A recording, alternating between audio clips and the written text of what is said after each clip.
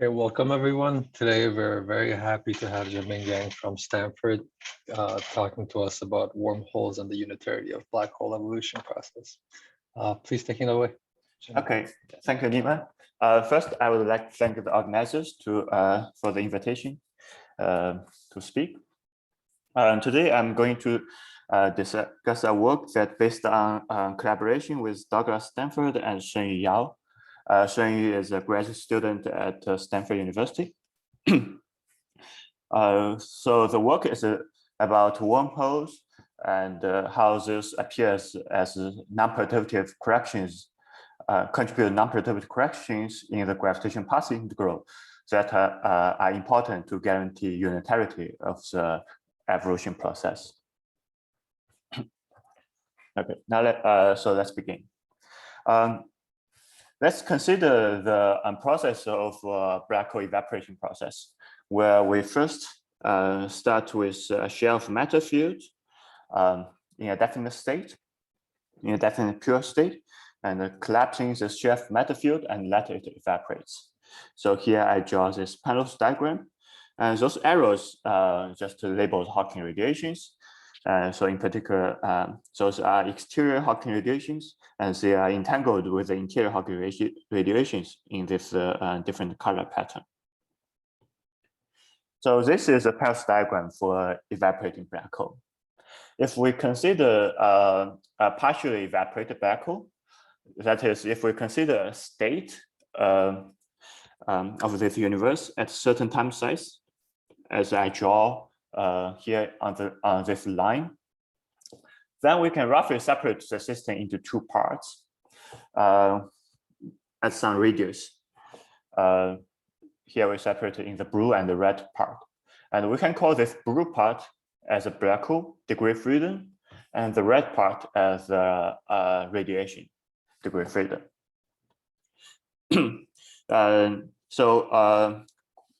Like abstractly, we can write this state as a circuit diagram on the right-hand side, where we start with a certain initial state A, which is determined by this inflow matter, the initial shell of matter field, and undergoing a time evolution of the black hole, which we call U.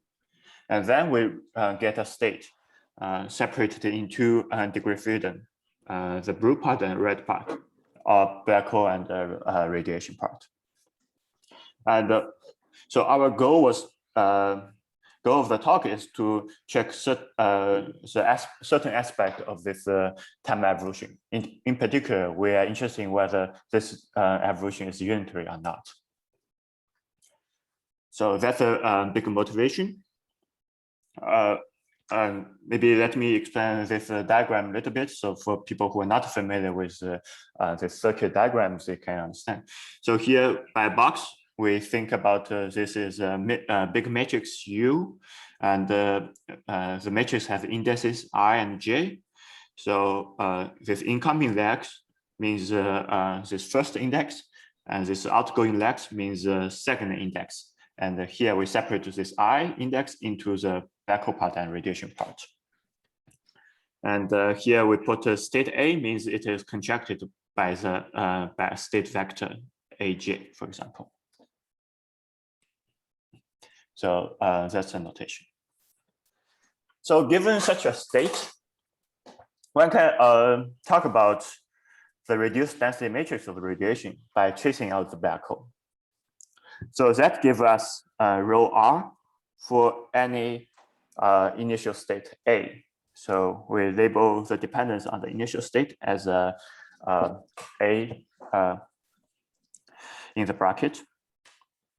The density matrix is given by trace out the black hole degree of freedom. And so that in particular involves U and U dagger. Here, this is a circuit diagram for the radiation. And we have 2U, 1U and 1U dagger because one is a bra and one is a kit. And this contraction of this blue legs means we're summing over, we do a partial trace of the black hole degree of freedom.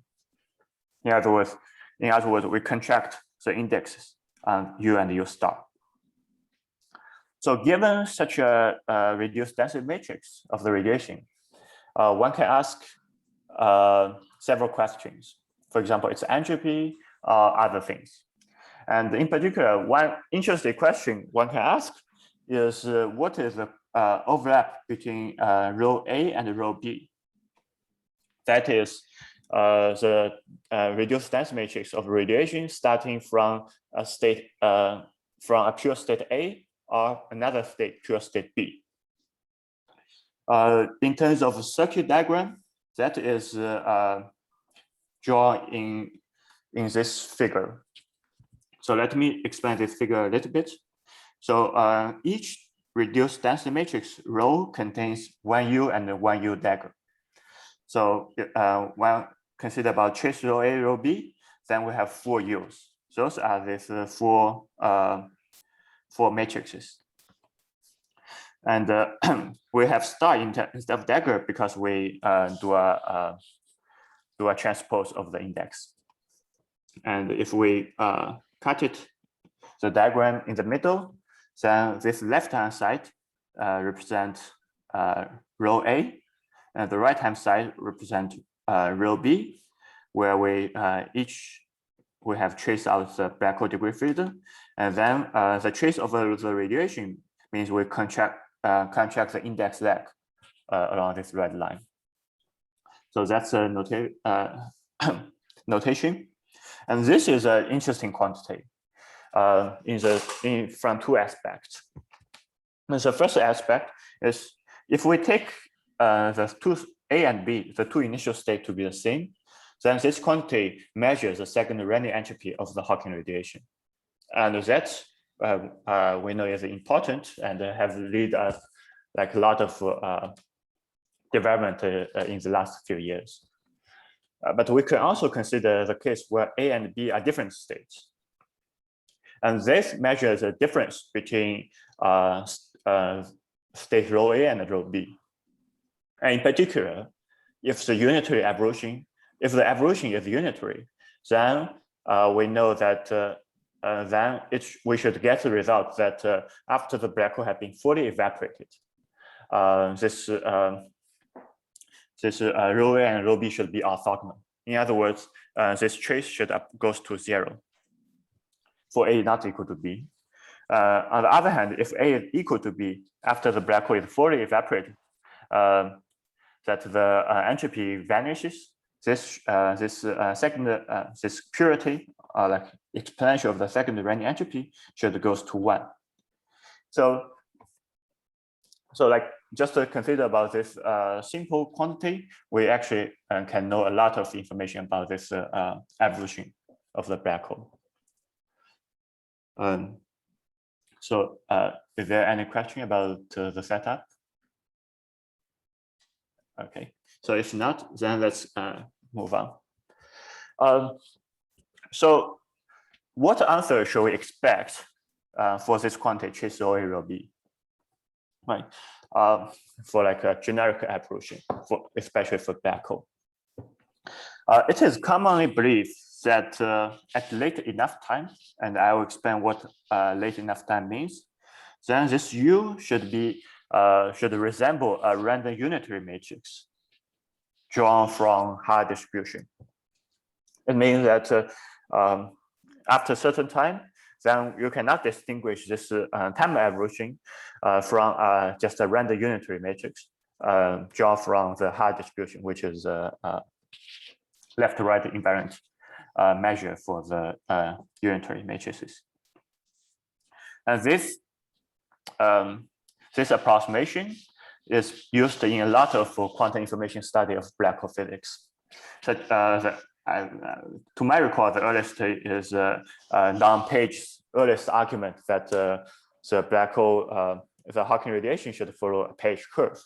And it also is used beautifully in this Hayden-Presco paper about black hole as a mirror, to talk about if you have a diary sending to the black holes, then just after the page time, given you can recover the information from the diary. So anyway, this approximation is used in the literature for quite a while. If we use, so we can ask what is the result from just a random unitary matrix by integrating over the higher distribution. I will tell you the calculation later, but let me first just give you the result. So the result from the random unitary is that this trace rho A rho B should approach to a sum of 4 terms. It have a term equal to, it's 1 over dr, where d means the dimension of the Hilbert space. So dr means the dimension of the radiation, plus that AB over dB, where dB is Hilbert space dimension of the black hole. You can understand it as e to the s black hole. And then there are 2 negative terms. Both are expressed by 1 over dB. So there's 2 negative terms. And plus there's an overall multiplication factor. But that is approximately equal to 1 because dB and dr is large. This is a remarkable formula because just given the final result, we can actually recognize some of the terms from geometry. For example, this 1 over dr piece that exists when in calculating the second Renyi entropy when A equal to B, and that just gives you Hawking's answer that at early time the entropy of the radiation is maximum. So that is this 1 over dr piece. And that we understand from the gravitational path integral is coming from 2 black holes for this trace rho A rho B. And in the past few years, we have made significant progress on understanding this second piece in the entropy calculation, this 1 over dB piece. That is coming from the rapid wormhole contribution. It is a wormhole contribution. That is because dB is e to the s black hole. So 1 over dB is e to the minus 1 over g Newton effect. That is a non-perturbative gravitational instant correction. So we call it wormhole effect. So these two pieces now we understood from gravitational path integral. So our next question is then what about the last 2 pieces? Sorry, Zhenbin. Yeah. Can I ask a question about this formula? So this comes from just assuming random unitary time evolution, is that right? Right. So here this rho A, rho B have 4 U's, U star, U star. And this formula coming from just integrating over the U with respect to the Haar measure. And what the time, there's no time dependence here, right? So yeah, the time, yeah, because like at certain late time, every time dependence you can approximate as a random unitary. So this comment you made about at early times you expect the answer to be given by 1 over dr. It's when you say early times, you mean late enough such that the time evolution is just some random unitary, but early enough that Hawking's answer dominates. Yeah, exactly. So maybe it's a good place. Let me tell you what late time scale do we expect it approach to a random unitary. That is given by a scrambling time. It is roughly given by log 1 over g Newton. And so that time is still before the page time, where page time usually like a scale with 1 over g Newton, for example. Okay.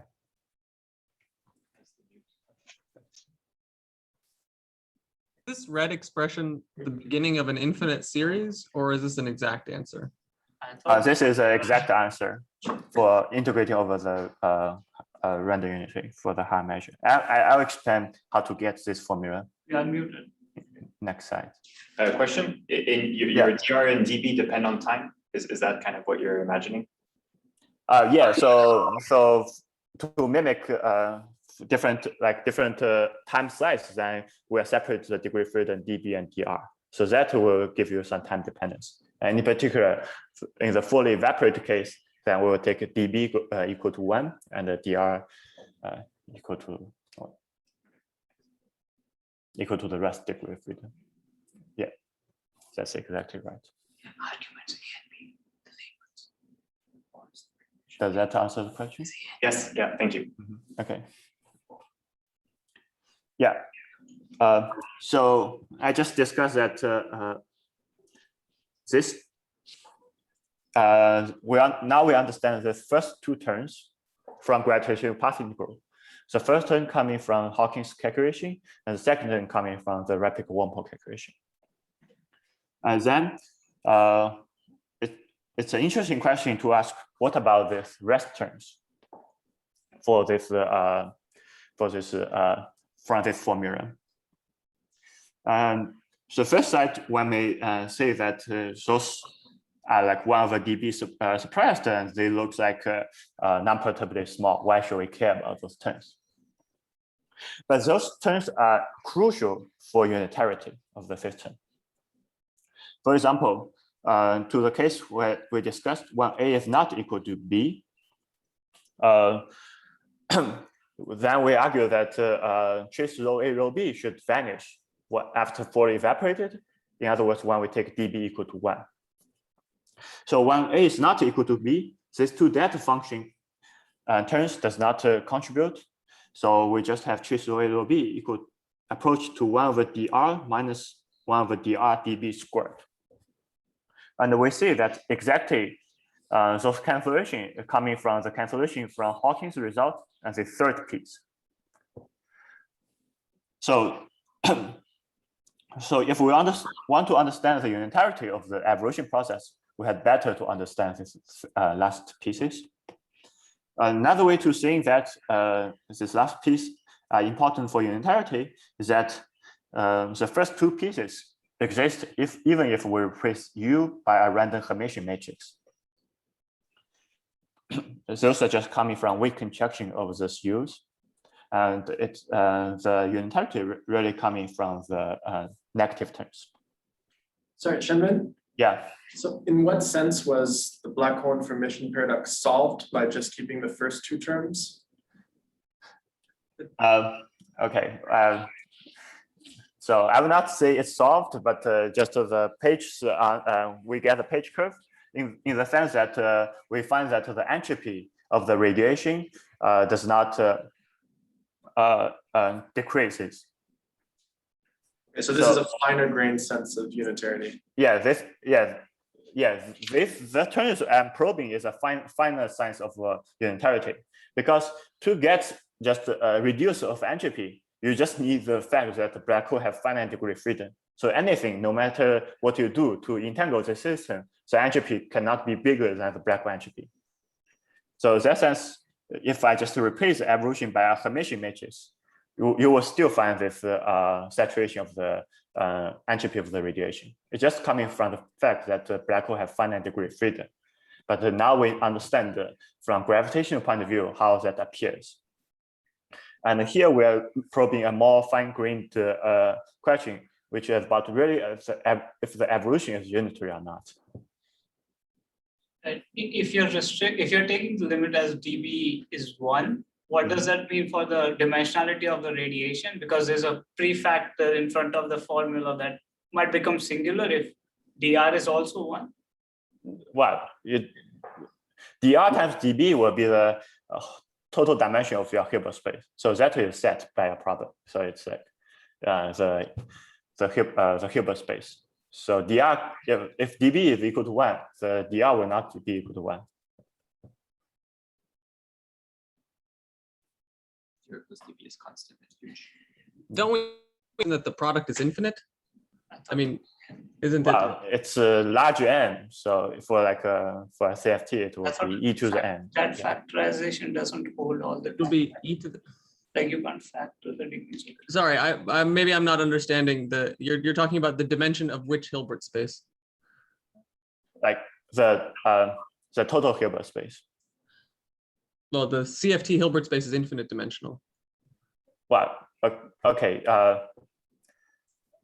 You imagine some like cutoff, UV cutoff. For example, to be more precise, when talking about the RDB, I was thinking about the SYK. So that is like 2 to the n over 2 dimensional Hilbert space. Okay, but if you want us to interpret this in real black holes, what should we do? Yeah, so that if we want to interpret it in real black holes, then this DRDB will be like the UV Hilbert space dimension. Yeah, it will be. We don't know what it really is, but it should be some large number. But you think it would be finite? I'm not sure whether it's finite or not. Even if it's infinity, this goes to 0. You get 1.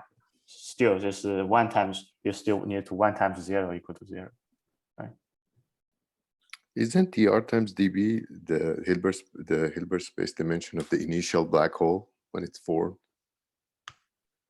Yeah, yeah.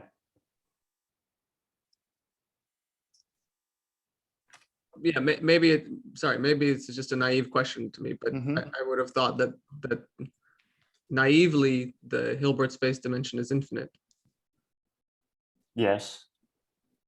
Like in what sense is infinite? Like because of you take the UV cutoff. Well, if you're talking about a infinite. QFT, the Hilbert dimension of the QFT Hilbert space is infinite. Yeah. Okay, maybe. We can come maybe back maybe let me answer the question a little bit better. But you can for this approximation, you can think about it's below some energy cutoff. We're just talk about the Hilbert space below some energy cutoff.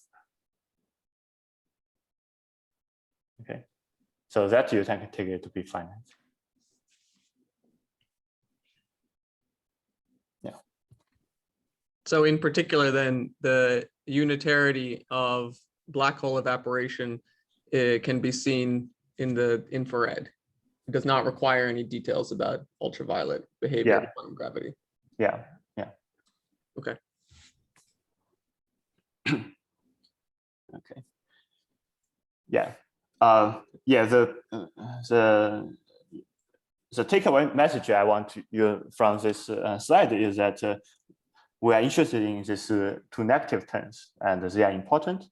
And their significant key feature is that they are negative and non-perturbative. For example, to be specific, I will talk about how they appear in 2D gravity. And if you think about 2D gravity, then the leading action is 2D topological action. So every geometry will be weighted by e to the Euler characteristic chi times the entropy of black hole times S black hole. Then this additional 1 over d squared term hints it's actual genus 1 correction to the to the original topology. It's an actual thing that adds to the original topology. And this 1 over dr dv squared to the -2 term, then you can understand as a geometric series of higher genus corrections. So it's really like this single formula contains all the a lot of information about this topology change in gravity. Now let me explain how. Yeah. Sorry, can I ask one more question about the initial formula? So the initial states A and B are orthogonal or no? If they are not, here we take arbitrary A and B. If they are orthogonal, then you don't exercise this delta AB term. If they are not, then you have this delta AB term. But they are the initial black hole state. The A and B correspond to some microstate generating states in the Hilbert space, right? Yeah. So why? So the exact answer you agree is either 1 or 0 with no time. There's no time dependence or anything, right? Or is this? Or at a late time when dB goes to 0, dB goes to 1. Well, at any time, right? You're just taking the inner product of two states. No, but important is that we choose out of a certain degree of freedom. So it's a mixed density matrix.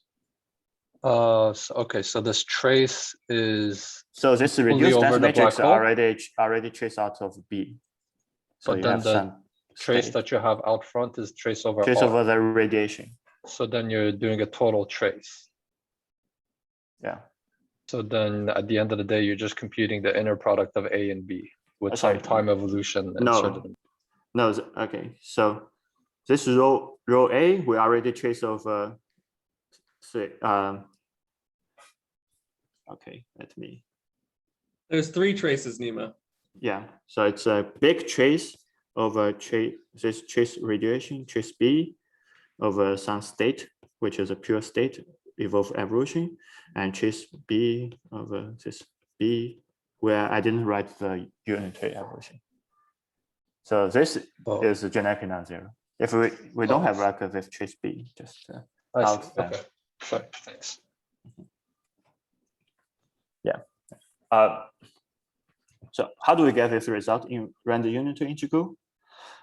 So the result can be just getting by applying this formula over average over 4 U's, but it's hard to read. But so let me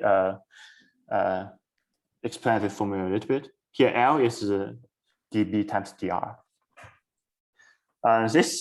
This formula tells you that this integral over the 4 U's can be thought of a projection into a subspace spanned by maximal entangled state. By that I mean those 4 U's you can think about it's an operator acting on 4 copies of system. Let's call it 1, 2, 3, 4. Then out of these 4 copies of system, you can build a maximal entangled state. I draw in this this pattern here. This connected leg means it's a delta ij. So for example, acting on this 1, 2 means it's a maximal entangled state between 1 and 2. And so this 2 state is a maximal entangled state between 1, 2, 3, 4 and 1, 4, 3, 2. It is clear that if the unitary is acting on those states, just to give you identity. So it's clear that those states belong to a subspace. It may be less clear that there's no other state, but it's just true. Then the projector into such space can be written as a projection operator on these 2 states separately, but then these 2 states are not orthogonal, because if you take this 2 states, you will get some non-zero answer. Like you get a trace of because the index can contract. So you need to subtract out this non-orthogonality between these 2 projectors. So that gives you this 1 over L corrections that are responsible for this negative terms. So in other words, the terms that we're talking about are due to this non-orthogonality between these maximal entangled states. So to prove this traceability rho B, we are equivalent to asking how to prove this formula of average of this unitaries. This average of 4 unitaries can be equivalently think about as this proving this Robert Kitaev Yoshida formula. It's proposed. It's calculated in this paper by Robert Yoshida and Kitaev Yoshida. It is a formula for the behavior of late time OTOC. Here, let me draw what this means. So here we start with a vector, with an operator V, and we do a time evolution, and we insert operator W, and then U, and use dagger, and insert a V operator, and then do another time evolution U, insert a W operator, and do time evolution back. So together, this gives me an OTOC contour with the insertion of V, V, W, W. Then, if you plug in the previous formula for the average over this UU stars, that gives you this this Robert Kitaev Yoshida formula for this late time 4-point function. Sorry, just to clarify, the integral du includes Gaussian factor or no? no Gaussian factor, just integrating over the Haar measure. Why decide to include or not the Gaussian factor? If you include the Gaussian factor, then it's a different ensemble. Yeah. And the claim is that the like chaotic system approach to a system to a evolution that is just obey this Haar rendering, Haar measure. Well, I've heard another talk a few weeks ago where someone said the same thing with GUE. So okay. Maybe I'm not sure what the other talk is talking about, but well, I will tell you how to get these terms from gravity. So it has to be in this term. Better to be in this form, and those formulas are used like in a lot in the literature. No, but I mean the Fourier transform 2-point function is from with the the ramp and the plateau. That's from the Gaussian ensemble. The ramp and plateau Gaussian ensemble.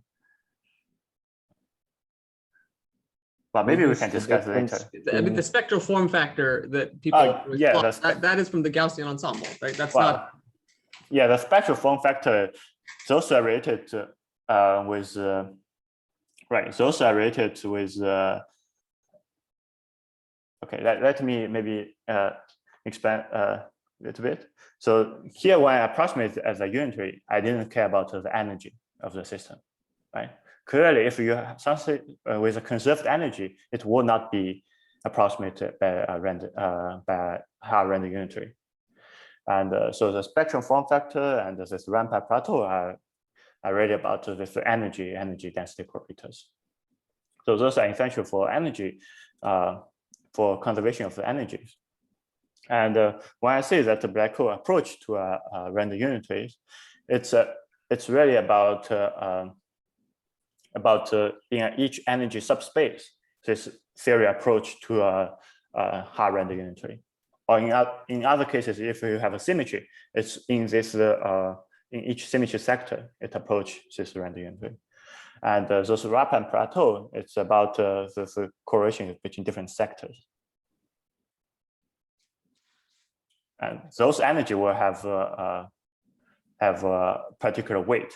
That is, you can say is GOE, but with a different potential. Yeah, but I think I probably should not go into detail about this, but okay. Yeah. Right. Okay, let me explain again this Robert-Kitaev formula, Yoshida formula. So this is a prediction of late-time OTOCs, and it predicts 4 terms. So the first term has 2 positive terms that evolve a product of 2-point function and the 1-point function squared. And the last 2 terms are the negative terms that we're looking for. It evolves a product of 4 1-point function and a product of 2 2-point functions. And it's easy to recover this Tracy-Roy-Roby result from Robert-Kitaev Yoshida formula. You just replace some of the operators by twist operators. And so our goal just to reduce to find other terms in the Robert-Kitaev Yoshida formula in gravity. And the advantage of this Robert-Kitaev Yoshida formula is that you can probe in an eternal black hole background. In other words, we can probe when this W and V are just small perturbations. And then again, from this counting of powers of 1/L, this genus counting, we can get a hint of what are the geometric correspondence of these terms. The first 3 terms have no 1/L suppression, so those should correspond to a disk topology.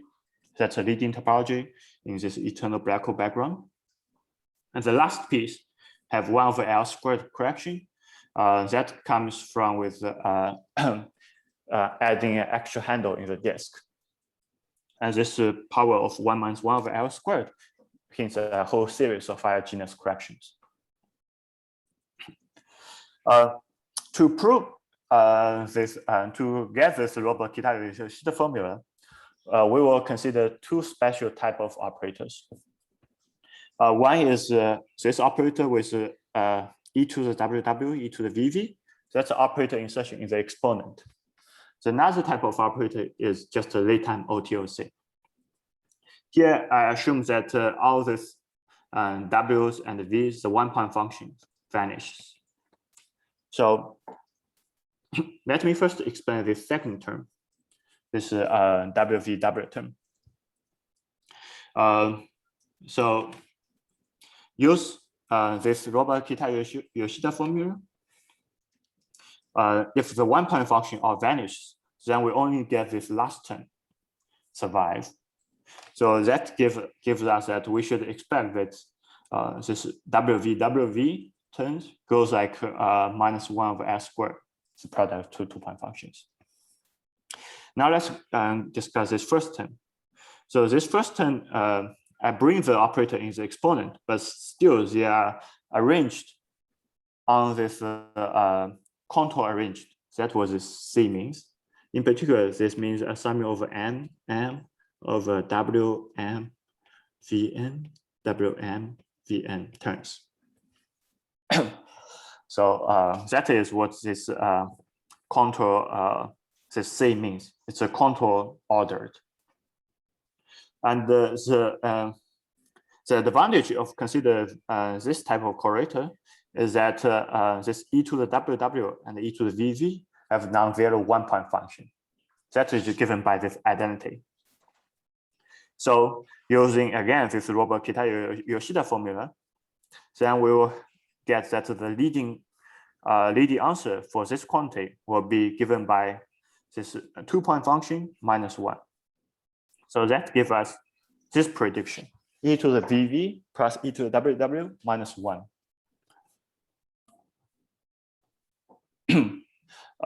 So that will be the two main observables we were looking for in gravity, and we want to get this result at late time. And as I will tell you that these two terms in gravity picture, those corresponding to the following physics. First, for this first type of observables, we get this result due to high energy shockwave scattering between this V type of particles and W particles. And for the second type of observables, we will find that it's this contribution is coming from a handle disk, where W and V particles avoid each other through this handle. So I will explain you how to get those results in gravity later. But first, let me give a general remark on quantum chaotic system and its property of a path integral on OTOC contour. So here I draw this OTOC contour. Quantum chaos means that if you have do an initial perturbation of the trajectory at x, then this perturbation will grow in time. So this will grow in like e to the lambda L times t. So like the exponential growth of the initial perturbation. So that's so quantum chaos means a small initial perturbation can lead to a change of field configuration that grows exponentially in time. So if you originally have some field phi, then under perturbation you will get some delta phi, and this delta phi will grow exponentially in time. And this exponent, lambda L, is called the Lyapunov exponent. Equivalently, so that was the definition of quantum chaos. Equivalently, we can think about delta phi as a special mode living on this OTOC contour. Let's give it a name. Let's call it a scramble mode, labeled by X. So it's a special mode on the OTOC contour. This scramble mode due to its large growth, should be properly normalized. And we should normalize it such that its magnitude, its largest magnitude is order 1. So that gives you like a normalized mode X. Then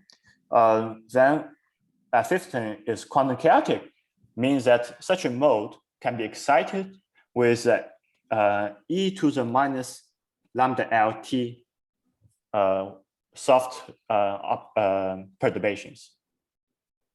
So quantum chaos means there exists a scrambular mode can be excited with exponentially weak source. In other words, the definition of quantum chaos just means that on the OTOC contour, you have exponentially soft modes in your theory. And you have 2 such exponential soft modes. One due to the time refraction symmetry. One is excited by the early initial operators.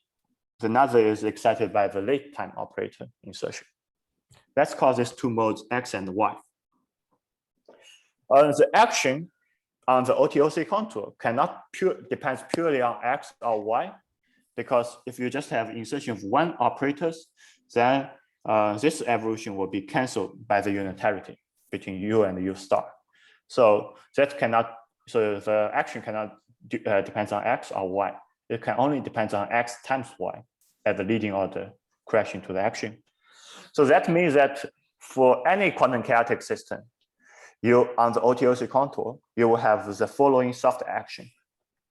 You will get exponential e to the minus lambda L times T action times XY, these 2 modes. And consider large N system, you will have like a factor of N in front of the action. Sorry, Zhenbin, I'm not really following. Maybe you can just go through this a little more slowly. So in what sense do we usually talk about modes as living on contours? I'm a bit confused by that terminology. Yeah. So I will explain this slide again, next slide, but I can explain it a bit. So if you have by modes living on the contour, means that here we are doing some gravitational path integral on these contours, right? So it's living on this 1, 2, 3, 4 contours. In other words, the field variables get doubled from 1 system to 4 systems, right? That part I think I get.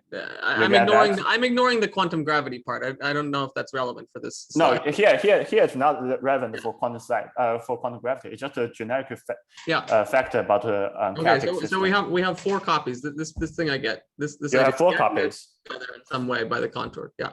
Yeah, and you have 4 copies. So in particular, you the field you can decompose the field into different modes, like different frequency modes or different other modes, right? Okay. And what I'm telling you is that if a system is a quantum chaotic, then there exist 2 special modes that are exponentially soft in time, e to the minus lambda L times T. And what does that mean? They're exponentially soft in time. This is just like you did some Fourier decomposition of the fields on this funny contour. What does it mean to say that they're exponentially soft? Okay. It's just a basis of functions. Okay. You can do a Fourier decomposition on this contour, but there are actual modes in addition to the Fourier decompositions that are related to this boundary conditions, so to speak, boundary locations. Okay. And those additional modes will depend on the time. Those are like global modes that will depend on the time of the contour. So your total time evolution, T. And those 2 modes, the action of these 2 modes will depend on how much time you do the evolution. And my statement is that at late time, those are exponentially soft, controlled by this Lyapunov decay.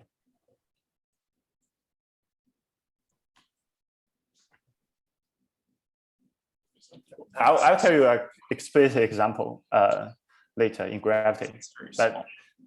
well, Easily excite things. if you are confused, but think about just a chaotic particle, then this contour integrating will be like a part. You do a particle path integral from these contours. Then those two. So for a particle, right? So if you have just some particles with a Lagrangian like x dot squared. Mm-hmm. This is not chaotic, for example, but you can put it on an inverse harmonic potential. So those you can decompose it as a Fourier modes on this contour, but then they have extra modes related to the final location of the particles, like xf, x initial, and those as in this particle case, it's actually corresponding to. So you have two final locations. Basically, you have two turning points. Those additional modes characterize the distance between these final locations. That is the x mode, and then you have two initial locations, and the y mode characterize the difference, the distance between the two initial locations. Mm-hmm. Those are the actual two soft modes, so scramble modes. And saying that they are soft means their action is small? Their action is small. So and that's a crucial point I'm going to discuss. Those are small, so saddle point approximation breaks down. Those are and that's one of the key points of the story, together with Robert Kitavius formula. Okay. Yeah, but I probably have to move on. I only have like 11 minutes left. It's moving. So yeah. Okay, can I have like extra 10 minutes? Yeah. Yeah, you can take some extra time. There's been questions. Okay, yeah. Let me just repeat what I said in the previous slide again. So here I draw this OTO3 contour again. Then what I said is that if you insert an initial operators, then quantum chaos just means that this initial operator can excite this scrambled mode X that grows exponentially towards to the future. And the Y mode, the actual mode Y, corresponding to if you insert a final operator, then it will excite this scrambled Y that grows towards the past. And the last slide I tell you is that this action, for a quantum chaotic system, the action depends on xy through this form. It's n times e to the minus lambda lt times xy. We can probe these two scramble modes by putting actual operators on the contour, and we call this. We can denote those correlators, actual correlators, as VV on the background of X or WW on the background of Y. More precisely, so after we excite this X mode, then we can evaluate correlation at the final time slice by this 2-point function VV. So this 2-point function will depends on how much this X is excited. So it will depend on X. And WW is the initial correlator on the background of excitation of Y. And then chaos just means that those correlators decays with X and Y. In other words, it means that if X and Y is large, if X is large, this destroys the correlation between this 1,4 contour and 2,3 contour, so that's correlator decays. You can also understand from this free particle case, because this distance of this turning point get far away, so the correlator decays. And Similar for WW. A specific example is gravity. Gravity is a maximal chaotic system. Then in gravity, these two strain bonds, X and Y, are the two shockwave excitations at the horizon. So, so here I draw a Panel's diagram for like a typical black hole. Then this X and Y means a null shift around X plus or X minus direction. And this action, n times e to the minus txy, is a famous J Tohoft action that dominates late time gravitational path integral. You can get this J Tohoft action by directly evaluate the Einstein-Hilbert action with the excitation of xy, just the two scalar modes, or you can derive it from high-energy gravitational S matrix. And then this notation, this probe correlator VVX or WWY, corresponding to the two-side correlators on this shockwave geometry. And those naturally decays because this distance, if X is large, becomes large, so correlator decays. So that's how it works in gravity. So now let's go to our observables. First type of observables, e to the WWVV. I just argued that at a late time, so those are correlators on the OTOC contour. But I just argued that at a late time, the path integral on this OTOC is dominated by these two scramble mode, these two soft modes, given by this action. Let me change the color. Given by this action, this J of the action. So we need to do this. So in other words, the path integral just to reduce to this two soft modes integral. Due to the insertion of these operators, we get actual weight of this xy coming from this VVX WWY. So in other words, that on any chaotic system at late time, the integral should approach to this type of integral. In particular, in gravity, you can derive this integral like very clearly. And in particular, for the case of JT or ADS2, we just need to evaluate this VV on this background with a shockwave excitation. So that's given by this specific formula. So if X equal to 0, it's just this conformal correctors, one of the two data. And due to this shockwave excitation, you get some actual shift. And it's easy to see that those correlator decays for large X and Y. What's delta? Delta is a conformal dimension. No, what is it in the problem you're talking about? You don't have a. You're just talking about some. Random... Yeah, it's a conformal dimension of the W and V operator. It's a Aren't you just in quantum mechanics? Sorry? Aren't you just in quantum mechanics? Okay, this formula is general for quantum mechanics, but then I'm evaluating, particularly I'm interested in gravity, right? So in gravity, there are a specific formula for VV and WW, where V and W corresponding to operator with certain conformal dimension. So that data is a conformal dimension for the operator. Data is a conformal dimension. Okay. But this isn't like really important because I'm not, but just for people who want to know the gravity answer, I just write it down. As I said before, the most important feature is that after scrambling time, the saddle point analysis breaks down because we have e to the minus t of a g Newton is much smaller than 1. That is definition of the scrambling time. So we, okay.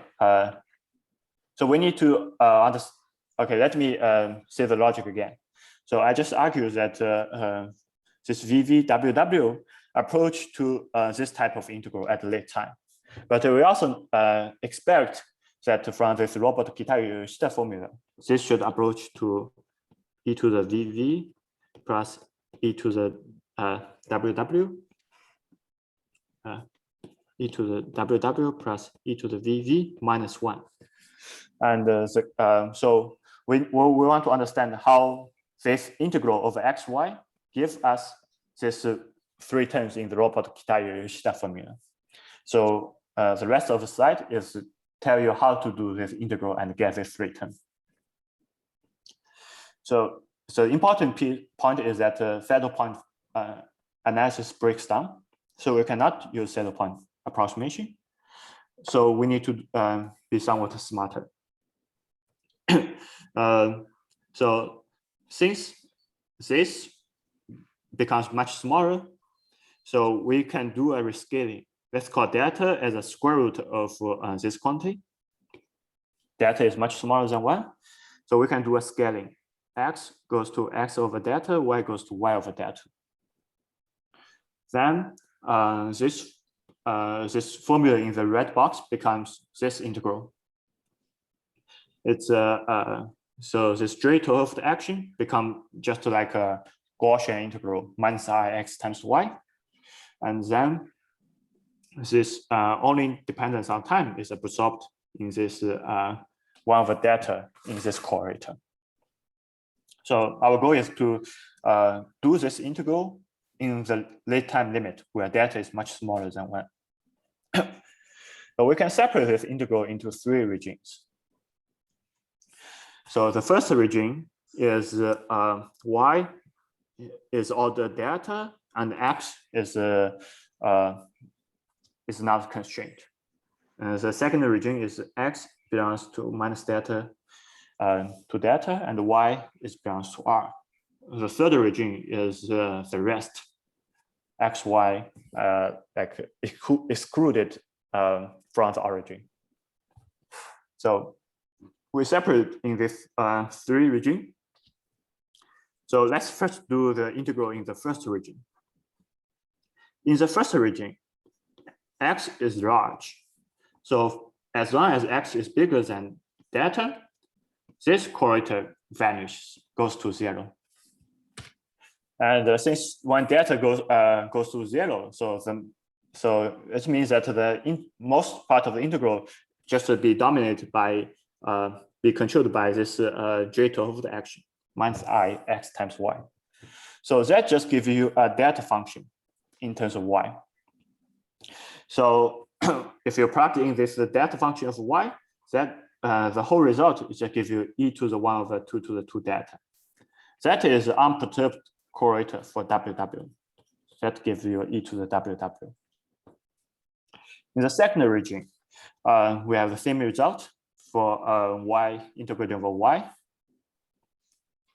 And then the last region. So in the last region, x and y both are bigger than delta. So this type of correlator vanishes. So we just get this delta function integral, but it's a principal integral of that function in the sense that both x and y cannot be 0. So how do we do this integral? What's the result of this integral? That can be just simply done by introducing this regularization, because we know that 1 over x minus I epsilon goes to like principal integral over 1 over x plus I pi times delta x. So if then we multiply by x, we just kill this delta function, just get a principal part of x integral, similar for y. So we just need to do this integral, and then we can perform a contour deformation of the x integral. So here we have a pole at I epsilon, and the x is integrated around this real axis.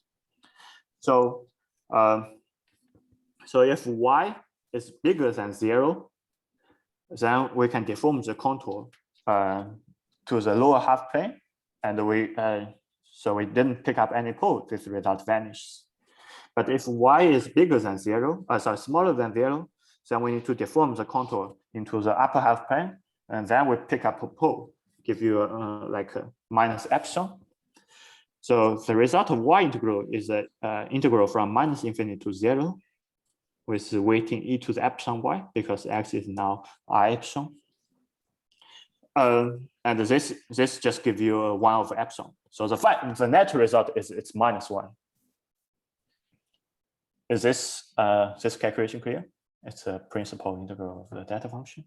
Give you a -1. Okay, let me clear. So now we succeed.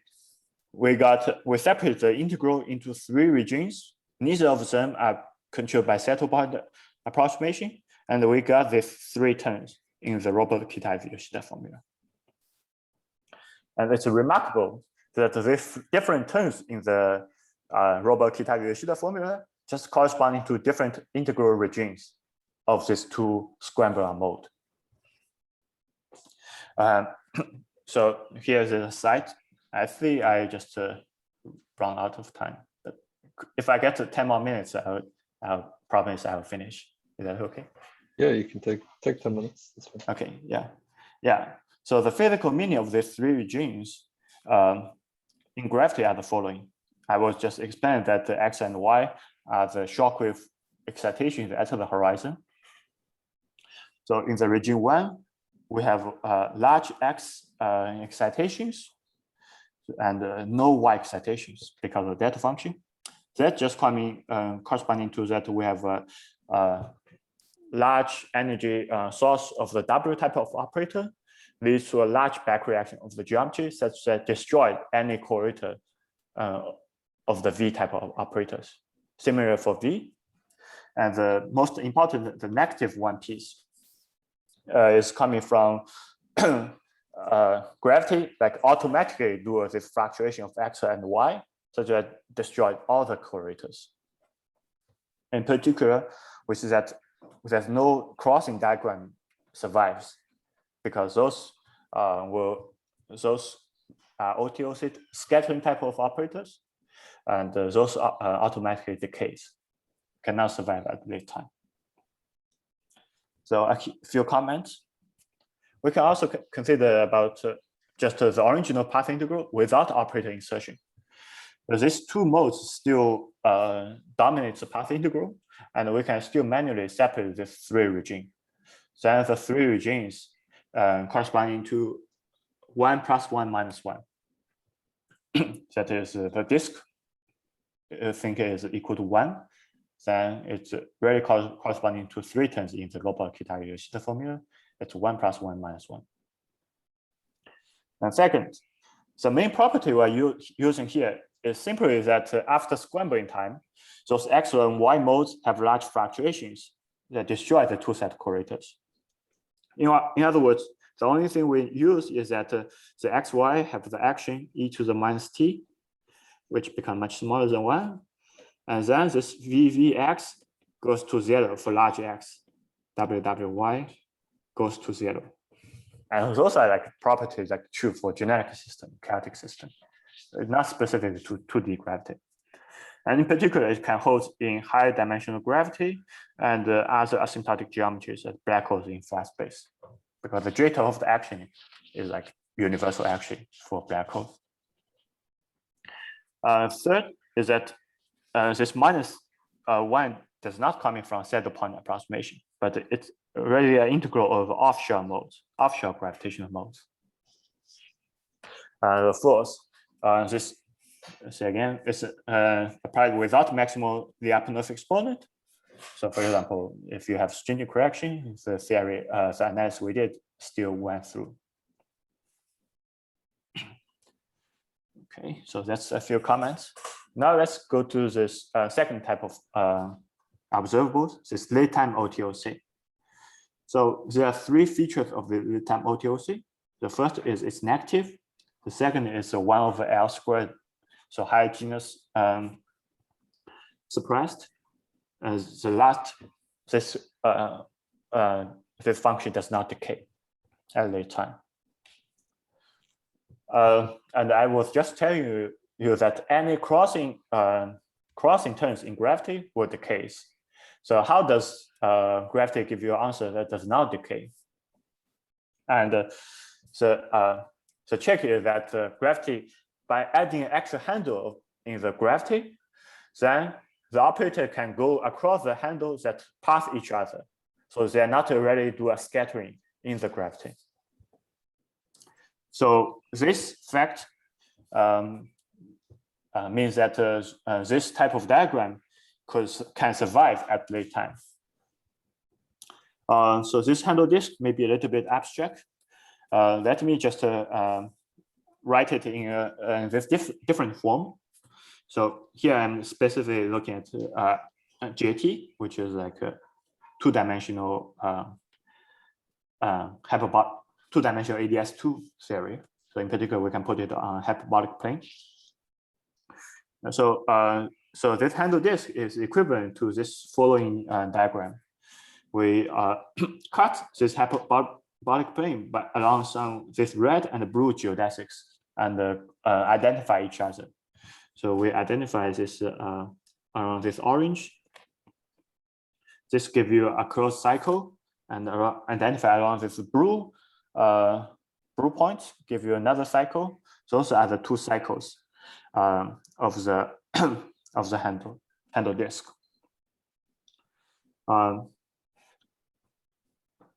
Yeah.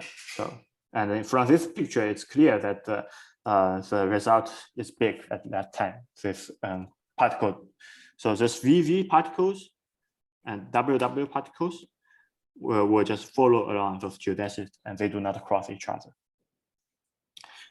So how do we do the gravitational calculation on this diagram? I'll just briefly tell you how to do this calculation, but we don't really need that calculation. So the way to do is by cutting and gluing. So you cut those diagram by some geodesics connecting those endpoints. So you will have some building block of this piece will be this four wave function like pieces, and this middle region. So that's a building block. So first you have this thing, a geometry that ends on this asymptotic boundary. This is black one, and going from the asymptotic boundary to some geodesic for length L. So you first need to know what's the gravitational path integral of this result, and then you need to know what's the gravitational path integral of this central piece, which is like a region ending on several geodesic lengths, etc. So both of these terms can be calculated in JT gravity. You can find this calculation in my paper about like quantum gravity correction of near-extreme black holes. They are simple formulas given by some Bessel K functions. So if you get those terms, then you can glue them together by integrating over this L. And by gluing them together, then you get this final result of this handle disk path integral. But I'm not going to already go over to you about the calculation, but the only thing you need to know is that we got some positive answer through this calculation. So in contradict to this -1. So how to understand this? So to understand this, the essential reason, to understand this, let's look at this handle disk again.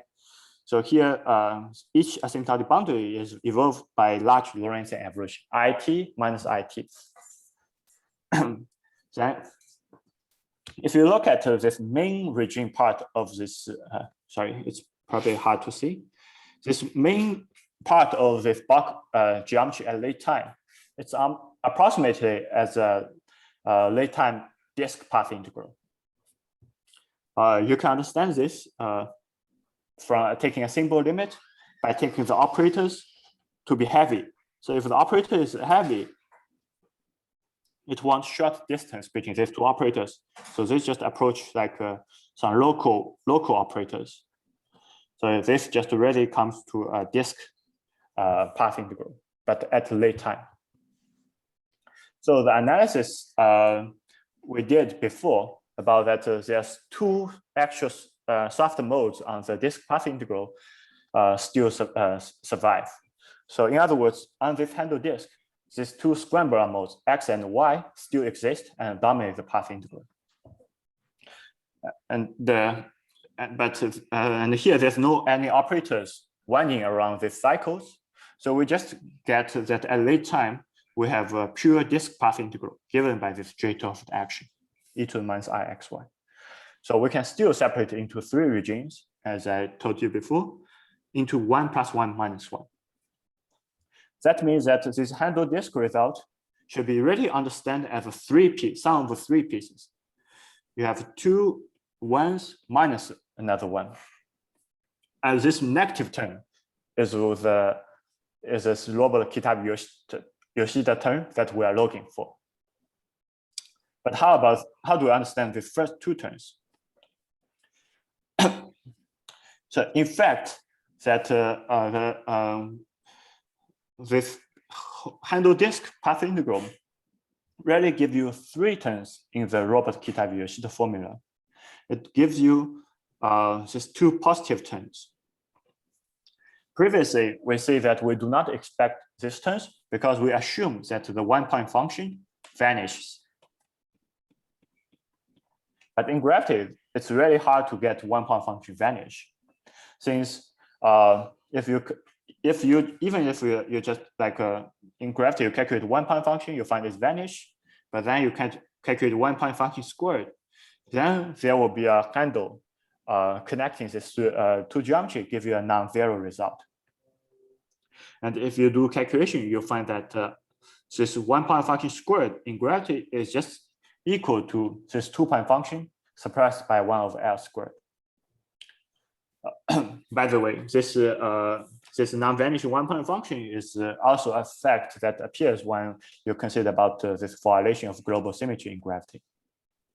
You can take V as some charged operator, then it's one-point function squared does not vanish.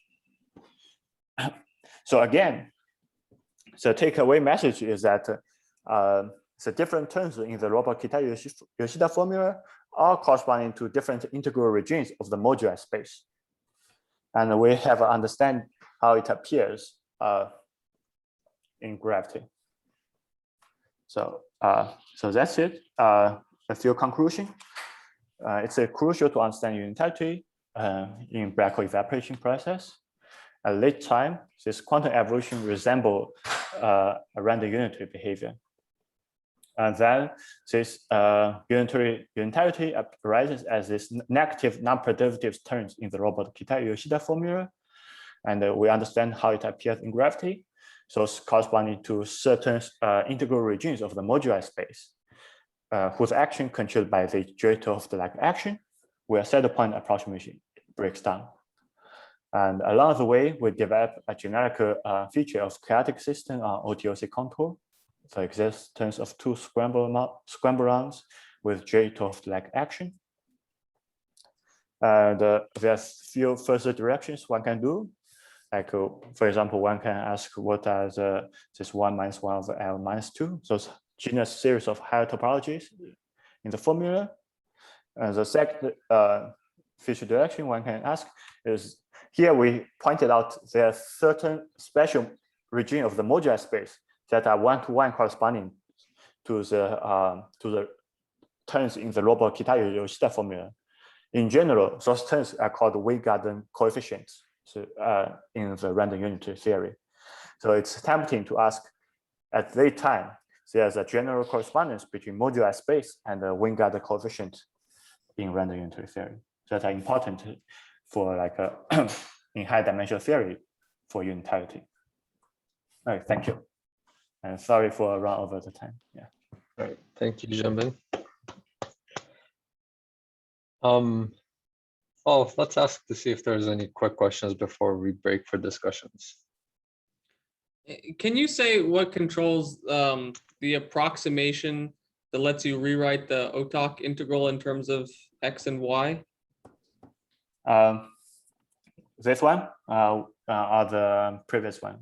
Well, just the general setup. You say that there are these modes that are important, and therefore this OTOC integral becomes just this on the OTOC contour becomes just the integral over dx and dy. Yeah. That is some approximation, right? What controls that approximation? Large N. So you may ask what are the other modes, right?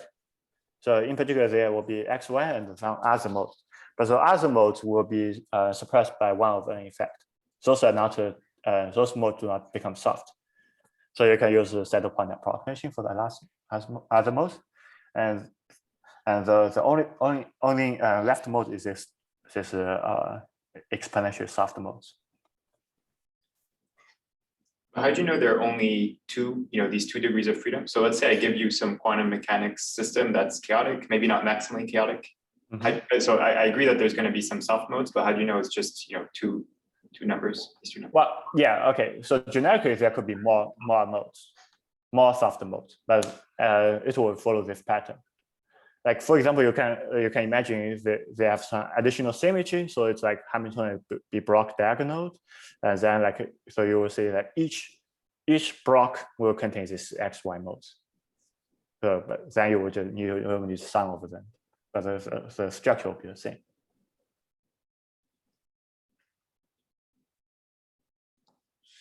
Yeah. So if I was doing this integral, sort of imagine I could do it exactly, I would have corrections to basically sort of making approximations in these three regions. Yeah. Should I think of that as deviations away from pure Haar RMT, or? Yeah, you can think about that, but the important point is those are decays with time. Those are exponential decays. Decays like e to the minus delta t. Okay, great.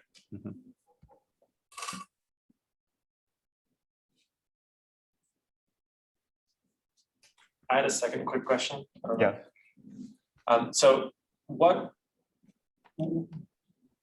could we imagine doing in higher dimensions when we don't have this topological expansion? So this sort of equivalence with sort of the Haar. This we imagine to be very general, right? Sort of this decomposition of these terms, sort of resembling RMT, but we have nothing like the topological expansion in higher dimensions where we could associate, this 1/g Newton.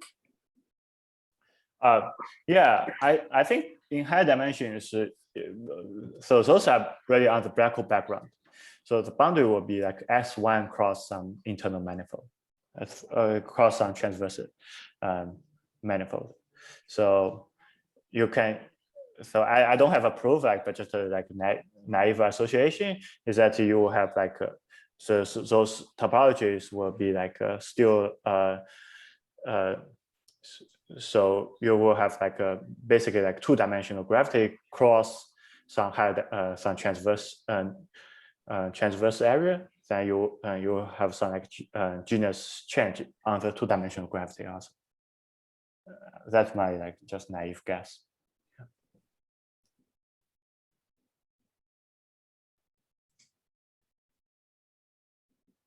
Okay, thank you, Zhenbin. I